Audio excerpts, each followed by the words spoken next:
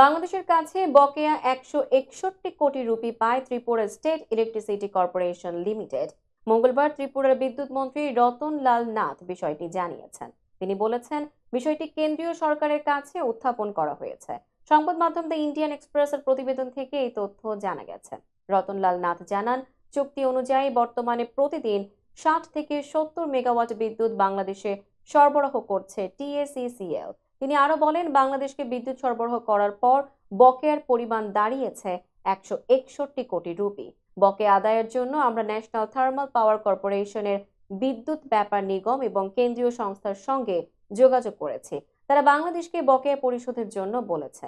ত্রিপুরা বিদ্যুৎ প্রকল্প থেকে বাংলাদেশে বিদ্যুৎ সরবরাহকারী প্রধান প্রতিষ্ঠানই হলো এনভিভিপি এবং তারাই এই প্রকল্পের অর্থ আদায়ের কাজটি করে বলে জানান মন্ত্রী রতনলাল। তিনি বলেন, প্রচুর বকেয়া থাকার পরও টিএসইসিএল বাংলাদেশে বিদ্যুৎ সরবরাহ করতে অব্যাহত থাকবে।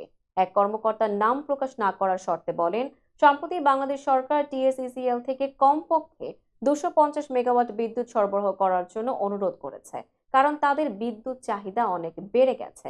আলাপ আলোচনা চলছে, তবে বিদ্যুৎ সরবরাহ বাড়ানোর জন্য কেন্দ্রীয় সরকারের অনুমতি এবং পরিষ্কার করা প্রয়োজন। চুক্তি সই এবং অন্যান্য আনুষ্ঠানিকতা শেষ করা প্রয়োজন।